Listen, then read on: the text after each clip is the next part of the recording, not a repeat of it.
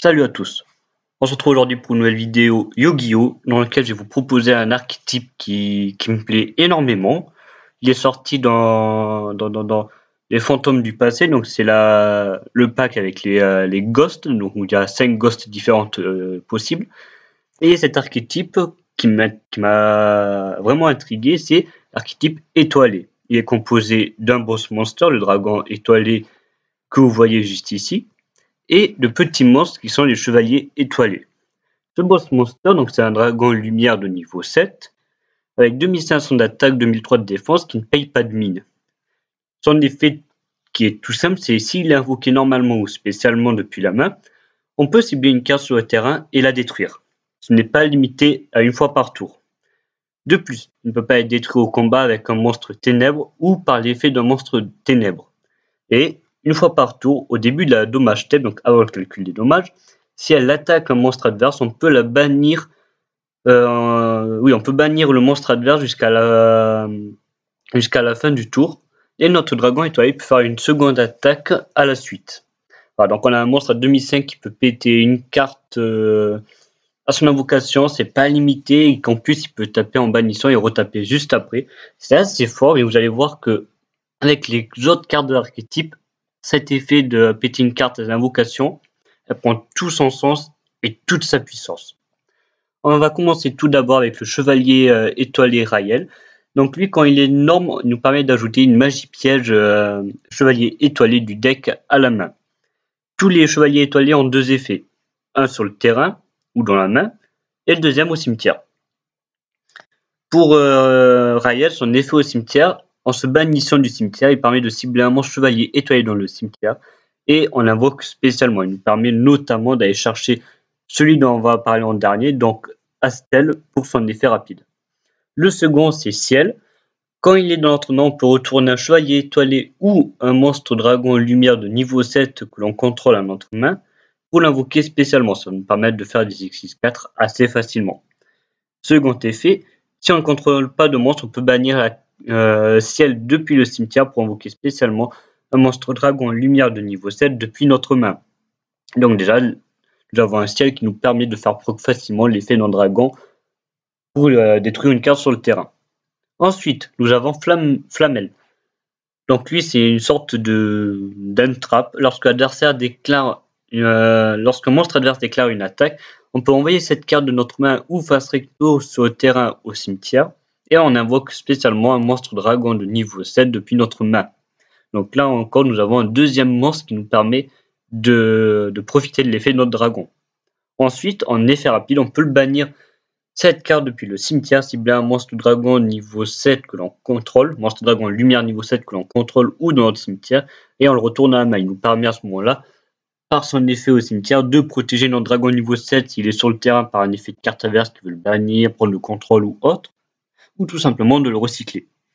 Et enfin, le dernier qui est Astel, son effet rapide est très fort. On cible un monstre lumière que l'on contrôle, on le sacrifie, et si on le fait, on invoque spécialement un monstre dragon lumière de niveau 7 depuis notre main. Ça nous permet en effet rapide d'invoquer notre dragon étoilé depuis la main et de péter une carte adverse.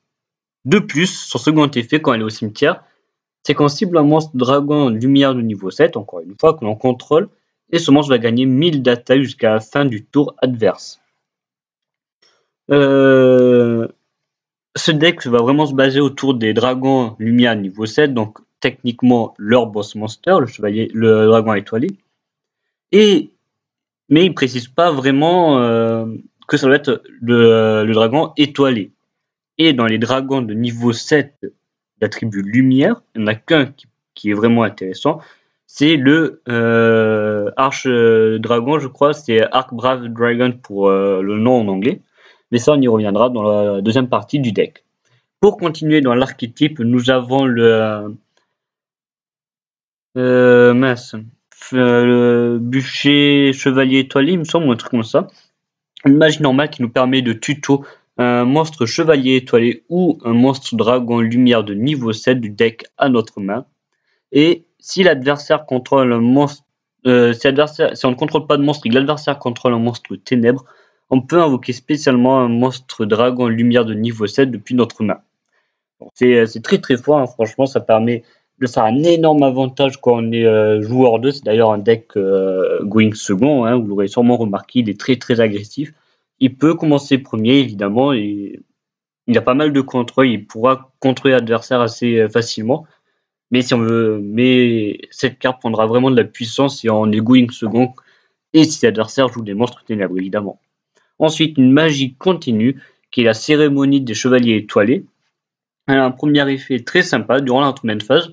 En révélant un monstre elfe lumière dans notre main, on peut ajouter un monstre dragon lumière de niveau 7 du deck à la main et placer le monstre qu'on a révélé en dessous de notre deck. Ça nous permet de faire une tuto et d'être sûr d'avoir le dragon étoilé en main. Ça nous fait à peu près 6 dragons étoilés dans le deck, ce qui nous permet cette carte nous permet de l'avoir facilement. Second effet, et pas des moindres, si l'adversaire active une carte ou un effet, on peut invoquer spécialement un monstre dragon lumière de niveau 7 depuis notre main. Si l'adversaire veut activer un terrain ou activer un effet de monstre et qu'il a une carte magie continue ou un terrain qui est très forte pour lui, qui lui donne un énorme avantage ou qui nous bloque, on va pouvoir faire proc cérémonie, invoquer Spénant Dragon et lui péter la carte. Pas forcément face recto, d'ailleurs, on peut péter les cartes face verso que l'adversaire contrôle, hein, c'est peu importe. Et enfin, la carte terrain, pour finir avec les magies, elle nous donne durant notre main phase une invocation normale d'un chevalier étoilé ou d'un dragon en lumière de niveau 7 en plus de notre invocation normale ou pause par tour. C'est-à-dire qu'on a le droit à 2 normes, grosso merdo. Deuxième effet, qui est durant notre tour uniquement, elle dit que quand un monstre dragon lumière de niveau 7 retourne dans notre main, on va pouvoir piocher une carte. Et cet effet aussi est assez bien parce qu'on va souvent faire cet effet de yo-yo avec le dragon. On le spé, on pète, on attaque si on peut ou si on est sûr que c'est safe et on le remonte en main, puis on le respé, on pète, on le remonte et ainsi de suite. Et on a la carte piège qui l'illustre extrêmement bien. Lorsque l'adversaire active une carte ou en effet on retourne un monstre dragon lumière de niveau 7 que l'on contrôle à la main et on annule l'effet, si on le fait on détruit la carte. Donc à elle seule elle permet d'avoir une negate, une pet carte, enfin elle negate une carte en la détruisant, elle recycle notre dragon et on peut potentiellement le réinvoquer dans ce tour pour péter une carte adverse. Et nous avons la piège continue, l'arrivée des chevaliers étoilés. Durant la même phase, on peut activer un de ces deux effets. Soit on va cibler un monstre dragon lumière de niveau 7 que l'on contrôle et on le retourne à la main. Soit on va invoquer spécialement un monstre dragon lumière de niveau 7 depuis notre main. En gros, ce que ça dit, c'est durant votre tour, remontez un dragon de niveau 7, piochez une carte si on a le terrain. Durant le tour adverse, invoquez votre monstre, pétez-lui une carte et potentiellement annulez une carte si vous avez la piège normale sur le terrain. Voilà, ça fait beaucoup de choses. Pour les cartes supplémentaires qui sont dans le deck, nous avons donc, comme j'ai dit, le Archbrave Dragon.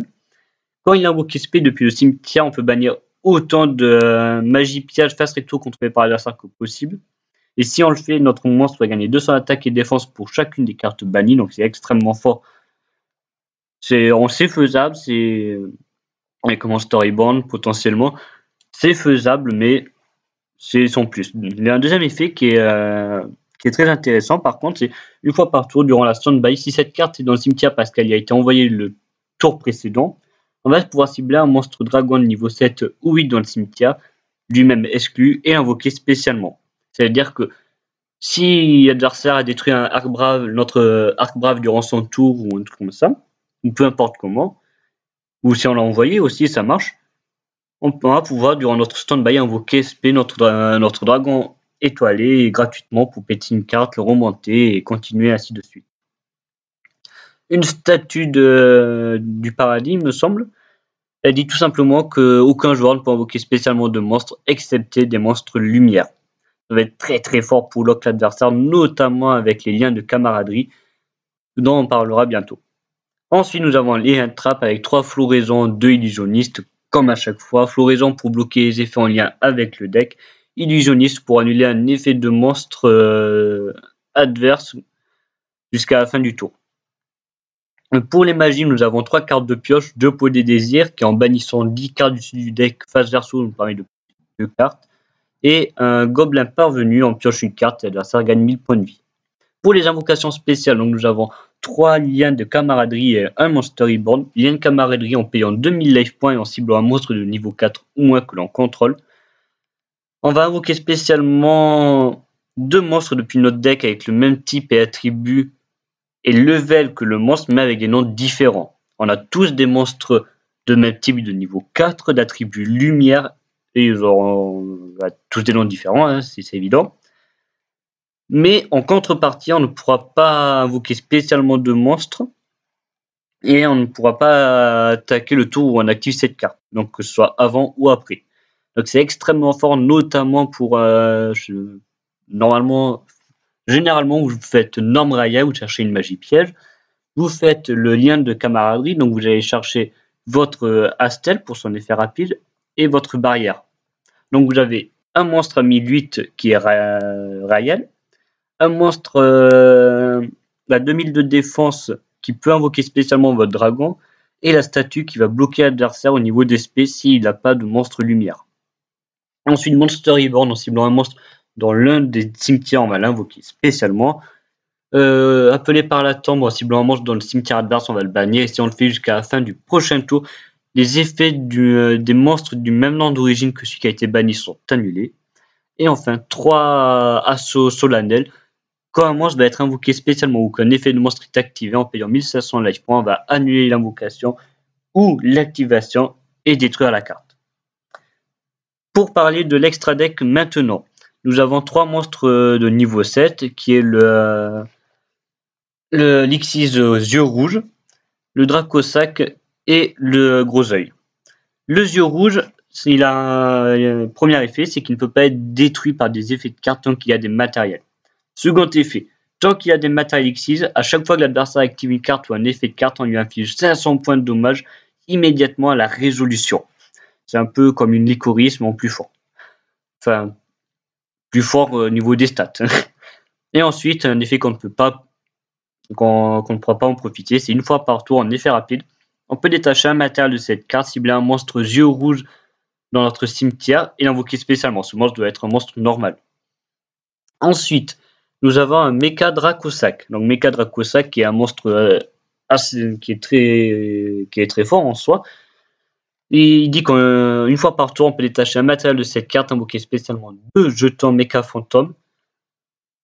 Tant qu'on contrôle un jeton, cette carte ne peut pas être détruite au combat ni par des effets de carte, donc elle est très bien pour le Going First. Et une fois par tour, on peut sacrifier un de nos jetons Mecha Fantôme, cibler une carte sur le terrain et la détruire. Cette carte ne peut pas attaquer durant le tour ou elle activer cet effet. Donc l'intérêt de Mecha Dracosac, c'est d'avoir un tour 1 plutôt safe avec un monstre à 2006 d'attaque, 2 tokens, donc du coup elle est indestructible au combat ou par effet de carte, et elle nous permet aussi de péter une carte adverse durant notre tour. Ensuite, numéro 11, gros œil. Une fois par tour, on va détacher un matériel de cette carte, cibler un monstre contrôlé par l'adversaire et en prendre le contrôle. Tout simplement. La seule restriction, c'est que numéro 11 ne pourra pas attaquer le tour où il a fait cet effet. Voilà, c'est un contrôle mental avec 2006 d'attaque. Je trouve ça insane. Bref. Ensuite, nous avons 3 monstres Utopie, Utopie l'éclair, Rayon Utopie et Utopie. Pourquoi? Tout simplement pour l'OTK. Pourquoi avec Rayon Utopie? Pour pouvoir faire 2 fois l'effet. C'est-à-dire que on va faire Utopie, on va faire Rayon Utopie dessus et on va faire Utopie l'éclair sur Rayon Utopie. Donc on aura Utopie l'éclair avec Rayon Utopie, Utopie et 2 matériels. Ça lui fait 4 matériels. Pourquoi 4? Parce que son effet rapide demande de détacher 2 matériels pour que son attaque passe à 5000 durant le calcul des dommages. Et du coup, ça nous permet de détacher les deux petits monstres à effet que l'on avait. Et pour la prochaine fois où on va le faire combattre, on va pouvoir détacher nos deux Xyz pour faire proc son effet et donc pouvoir taper 2 fois à 5000. Ensuite, nous avons Dragon de la Tornade. En effet rapide, en détachant un matériel, on peut cibler une magie piège sur le terrain et la détruire. Un chevalier excitant, colonie du mal, donc une fois par chaîne durant notre main phase ou la battle phase adverse. En détachant un matériel, on va pouvoir détruire toutes les autres cartes sur le terrain. Pour cela, l'adversaire doit contrôler plus de cartes que nous avec sa main et son terrain. Mais l'adversaire ne prendra pas de dommages supplémentaires ce tour. Un résident des abysses pour contrôler le cimetière adverse. En effet rapide, on détache un matériel de cette carte et l'adversaire ne pourra pas activer des effets de cartes dans son cimetière. Et pour finir avec les exquis, nous avons un petit Dugarès l'intemporel. Il demande 2 monstres de niveau 4. En détachant 2 matériaux, on va activer un de ces 3 effets. Soit on va sauter notre prochaine draw phase, on va piocher 2 cartes et se défausser d'une. Soit on va sauter notre prochaine main phase 1 et on va invoquer spécialement un monstre de notre cimetière en défense. Ou alors on va sauter notre prochaine battle phase et on va doubler l'attaque d'un des monstres que l'on contrôle jusqu'à la fin du tour. Et on peut utiliser qu'un de ces effets une fois par tour, évidemment. Pour parler des liens, nous avons un petit package Nightmare avec une licorne, un phénix, un cerbère. Licorne, à son invocation en défaussant 1, permet de renvoyer une carte sur le terrain dans le deck. Phénix, à son invocation en défaussant 1, permet de détruire une magie piège que l'adversaire contrôle. Et le cerbère, à son invocation en défaussant 1, permet de détruire un monstre adverse qui a été invoqué spécialement, qui est dans sa zone monstre main. Donc on ne peut pas cibler un monstre qui est dans une zone extra.